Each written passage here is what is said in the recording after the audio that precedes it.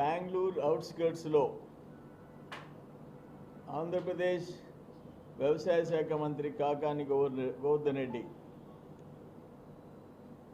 Mafia gang rave పార్టీని అక్కడ organise చేసింది బెంగళూరు అవుట్స్కర్ట్స్లో.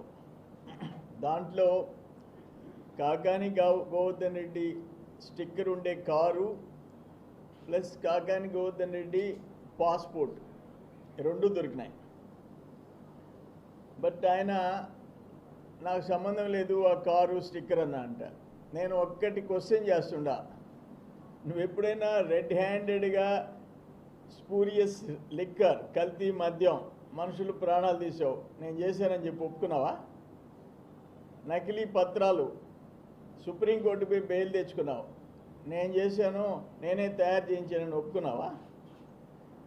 ఒక నడి రోడ్లో ఒక హంతకుడు ఒక వ్యక్తిని మర్డర్ చేస్తాడా, నేనే చేశానయ్యా అని చెప్తాడా? చెప్పడుగా.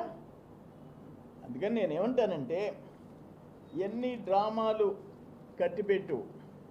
ఇప్పుడు ఆయన కారు ఒక్క కర్ణాటకలో 224 మంది ఎమ్మెల్యేలు ఉన్నారు. ఎమ్మెల్యేలకి స్టిక్కర్లు ఉన్నాయి. ఒక్కొక్క ఎమ్మెల్యేకి 2-3 స్టిక్కర్లు. కర్ణాటక 224, ఆంధ్ర 175, తెలంగాణ 119, దాదాపు 500. వాళ్ళెవరు ఒక్క స్టిక్కర్ దొరకని, ఒక్కరి కారు దొరకలే, నీ ఒక్క కారు దొరికింది. నాకు సంబంధం లేదంటే ఇంకొక అదే గన డూప్లికేట్ అయితే కర్ణాటక వాళ్ళు తయారు చేసుకోకూడదా? ఆంధ్ర వాళ్ళ డూప్లికేట్ స్టిక్కర్ తయారు చేసుకోకూడదా? తెలంగాణ చేసుకోకూడదా? నీ స్టిక్కర్ ఎందుకు దొరికింది? నీ కార్ పాస్ ఎందుకు దొరికింది? MLA sticker. నీ పాస్పోర్ట్ ఎందుకు దొరికింది అక్కడ? ఇది ఇంటర్ స్టేట్ ప్రాబ్లం, ఒక స్టేట్ది కాదు ఇది. అందుకని కేంద్రం జోక్యం చేసుకోవాలా, కేంద్ర ప్రభుత్వం రంగంలోకి దిగాల. కాకాని చుట్టూ ఉండేవాళ్ళు ఎంతమంది ఉండారు?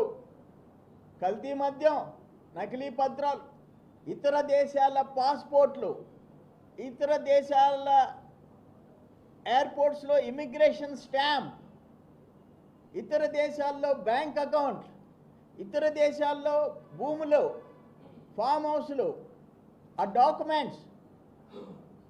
అందుకని అంతిమంగా నేనేం కోరుతున్నానంటే, నేనేమి బేస్లెస్గా అలిగేషన్స్ చేయటంలే, అంతర్రాష్ట్ర ముఠాతో కలిసి నువ్వు కార్యకలాపాలు చేశావు, రెడ్ హ్యాండెడ్గా దొరికావు.